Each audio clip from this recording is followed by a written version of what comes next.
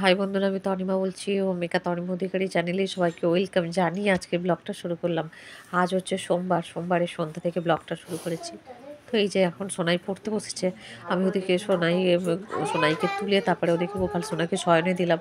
আর সন্ধ্যাবেলাতেই নিবেদন হয়ে গিয়েছিল আর কি। তো গোপালকে শয়ন দিয়ে আবার এই ঘরে এলাম। হাজব্যান্ডের চাটা খাওয়া হয়ে গেছে। তো হাজব্যান্ড এখন এই যে মেয়েকে নিয়ে পড়াতে বসেছে, আর আমি এদিকে দেখো এই রান্নাঘরে যাব, ভিডিওর টাজগুলো যেগুলো বাকি আছে ওই ঘরে বসে করব। তো আজকে এখন থেকে ব্লগটা শুরু করলাম।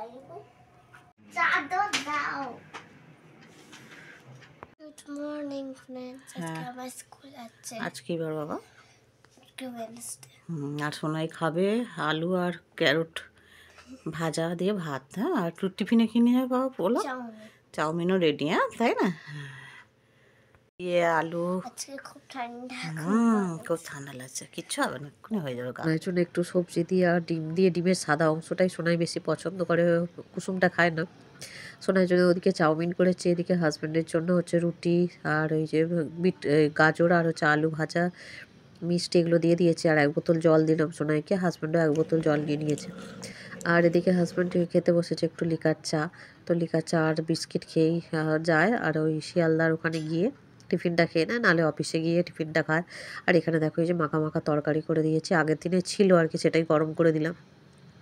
তার সাথে দিয়েছে ভাত, বেগুন ভাজা, এগুলো করে দিলাম। আর এদিকে সোনাইকেও স্কুলের ড্রেস পরিয়ে খাইয়ে দাইয়ে তো নিয়েছি, পুরোটা রেডি করে দিলাম। ভীষণ ঠান্ডা পড়েছে, মানে আজ এই 3-4 দিন হলো, সরি, এত ঠান্ডা পড়েছে যে কি বলবো আর কি। আমারও ঠান্ডা লেগে গেছে, আজকে ভয়েস দিচ্ছি তোমাদের। বেশ ঠান্ডা আছে আর কি, সকালের দিকে কাজবাজ করি তো জলের, আর দেখলাম বেশ ঠান্ডা পড়ে মানে লেগে গেছে আর কি, সর্দি মতো। যাই হোক, আর এখানে দেখো এই লেপটা নিয়ে প্রত্যেক দিনই আমি ওপরে রোদে দিয়ে আসি আর কি, মাদুর পেতে লেপটা রোদে দিয়ে আসি। লেপটা গরম থাকে তো, আর দুপুরে শুতে বেশ আরাম পায়, সোনাইও ভালোবাসে আমিও। আর গরম গরম বেশ লেপটা থাকে, সারাদিন রোদে থাকবে, সেই বিকেলে মানে ওই 3টের দিকে নিয়ে চলে আসে। আর এখন ওপর থেকে কতগুলো জামা কাপড় এনে একেবারে ফোল্ড করে নিচ্ছি। হলো আমার বিয়ের পর থেকে জীবনের স্ট্রাগলের গল্পগুলো তোমাদেরকে বলি। বিয়ে যখন হয় তখন হচ্ছে আমাদের এই জায়গাটা কেনা ছিল, তখন তো আর বাড়ি টাড়ি কিছুই হয়নি। তো প্রত্যেকটা মানুষের জীবনে স্ট্রাগল থাকে, যারা স্ট্রাগল করে বড় হয় তারাই জীবনে কিছু করতে পারে। তো সেটা থাকাও ভীষণ জরুরি। যাই হোক, ওদিকে গোছগাছ করে আর এই যে এখন কিন্তু সোনাইকে নিয়ে চলে এসেছি। কিছু ব্যাংকের কাজ ছিল বলে আজকে একটু তাড়াতাড়ি বেরিয়ে গিয়েছিলাম, আর ভিডিও করিনি। ফিরে এসে এখন জামাকাপড় মিলি, আর অনেকগুলোই জামাকাপড় আছে আর কি। যে মানুষ স্ট্রাগল করে বড় হয় তারাই কিন্তু জীবনে জয়ী হতে পারে আর কি। তো আর বিয়ের পর থেকেই মানে তখন মাথাতে একটাই চিন্তা, বাড়ি করতে হবে, বাড়ি করতে হবে। বিয়েটা কমপ্লিট করেই বিয়ে হয়েছিল আর কি। আমার বিয়েটা কমপ্লিট হয়ে গেছিলো। হাজব্যান্ড তখন একটা প্রাইভেট কোম্পানিতে, মেট্রোতেই, এখনও প্রাইভেটে করে, প্রাইভেট কোম্পানির চাকরি দেখেই বাপি দিয়েছিল। তো যাই হোক, সেটা হচ্ছে চাকরি করতো সেখানে। তো মোটামুটি খুব বেশিও নয়, আবার খুব একদম কমও নয়, মোটামুটি মাইনে যা হতো আমাদের সংসারটা ভালোভাবে চলে যেত আর কি। বিয়ের পর থেকেই কোনোদিন আমি মানে নিজের জন্য কেন মানে কোনো বিলাসিতাই আমি করিনি আজ পর্যন্ত। মানে কোনো কিছু নিজের জন্য যে খরচা করব, এই দামি শাড়ি কিনবো, এই কিনবো, কোনোদিন মনও চায়নি। আর বিয়ের পর থেকে একটাই টার্গেট ছিল যে বাড়িটা যেভাবেও করতে হবে। কারণ যে বাড়িতে ভাড়া থাকতাম ওই বাড়ির বাড়ির যে মানে কাকিমা ছিলেন, উনি একটু মানে খিচখিচে টাইপের ছিলেন। খালি ভয় লাগতো যে কখন বলতে কখন না বলে বসে যে উঠে যাও। প্রত্যেকটা জিনিসকেই জানবে যে যেটা হয়, হয়তো তোমার সাময়িক খারাপ লাগলেও জানবে সেটা তোমার ভালোর জন্যই হচ্ছে। তো যাই হোক, উনি খিচখিচ করতেন, তার জন্যই হয়তো আমরা তাড়াতাড়ি করে সমস্ত আইটেমটা নিয়ে নিয়েছিলাম। এত যে তাড়াতাড়ি করে ফেলতে হবে, মাটি ফেলে, তখন তো জলা ছিল আমাদের বাড়িটার কাছে, 1 হাঁটু পর্যন্ত জল জমে যেত, জানো তো, পুরো নিচু জলা জমি টাইপের।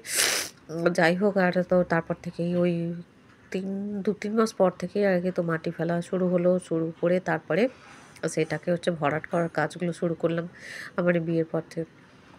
তো সেগুলো আস্তে আস্তে করে কিছু টাকা দিয়ে সেগুলো শুরু করতে লাগলাম, এবং তার সাথে সাথে বিভিন্ন রকম কাজেরও চেষ্টা করতে লাগলাম যে হচ্ছে যদি কিছু প্রাইভেটে ঢোকা যায়। সরকারি চাকরি তো আর বললেই হয়ে যায় না। চেষ্টা করতাম টিউশনের জন্য বলতাম একে তাকে, করতে করতে আমাদের মানে শ্বশুরবাড়ির সম্পর্কে পরিচিত এক মামা সম্পর্কে হন, মামা শ্বশুর। তো ওনার একটা প্রাইভেট স্কুলে হাজব্যান্ড বলেছিল ওনাকে যে যদি ওখানে হয় তো ওখানে গিয়ে কথা বলে, তো ওই স্কুলে আমি হচ্ছে জয়েন করলাম। ওখানে প্রায় 1.5-2 বছর কাজ করার পর আর করতে করতে এদিকে বাড়ির কাজও আস্তে আস্তে করে এগোচ্ছে। তারপরে তার মধ্যে বিয়ের 1 বছর পরই আমরা ঘরটা চেঞ্জ করে নিলাম। যেখানে বাড়ি ওখানে কাছে ভাড়াতে চলে এলাম। তারপর তো বাড়ির কাজটা অনেকটাই জোর কদমে লাগলো এবং এই নতুন বাড়িতে এলাম যখন 1 বছর পর, তখন থেকে টিউশন অনেকগুলো পড়ানো শুরু করলাম। 2-3টে ব্যাচ টিউশন পড়াতাম, সকালে স্কুল এবং 2-3টে ব্যাচ টিউশন। বিকেল থেকে 3টে থেকে 5টা, 6টা থেকে 8টা, এরকম 2টো ব্যাচ পড়াতাম প্রথমে।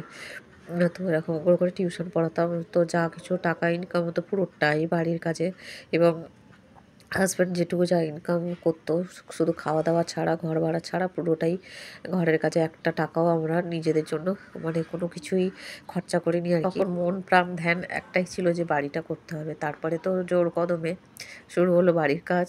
মোটামুটি 1 বছরের মধ্যে মোটামুটি থাকার মতো ব্যবস্থা করে, এবং তখন বাড়িতে চলে এলাম। নিচতলাটা কমপ্লিট হয়েছিল, তার মধ্যে একটা ঘর, ডাইনিং, বারান্দা, রান্নাঘর, পায়খানা মতো আমার দেখবে প্রথম ভিডিওগুলোতে দেখতে পাবে তোমরা, একদম প্রথম দিকের ভিডিওতে তোমরা দেখতে পাবে সেগুলো। আর হাজব্যান্ড এখানে বলছে এই যে মুড়ি দিয়েছিলাম, মুড়ি চানাচুর খেলো সন্ধ্যেবেলায়, সোনাই বিস্কিট এগুলো। আর তো এরকমভাবে তখন মানে যে কোনো জিনিস তুমি যদি চাও এক মনে এক আমার অনেক সময় প্রাণে, টাইগার খায় মানে না, তোমার ধ্যান ধারণা সেটাই লেমনটা থাকে, তুমি বেশি দেখবে সেটা ভালোবাসে। ঠিক পাবে। আমার তো মনে তাই হয়। এভাবে হলো আমাদের বাড়ি। মোটামুটি ওই 1 বছরের মতো কমপ্লিট হতে সময় লেগেছিল। টোটাল প্রায় বিয়ের পর থেকে 3 বছর লেগে গিয়েছিল বাড়ি করতে আর কি। তো যাই হোক, আজকের ভিডিওটা তাহলে এই পর্যন্ত রাখলাম। সবাইকে গুড নাইট, বাই।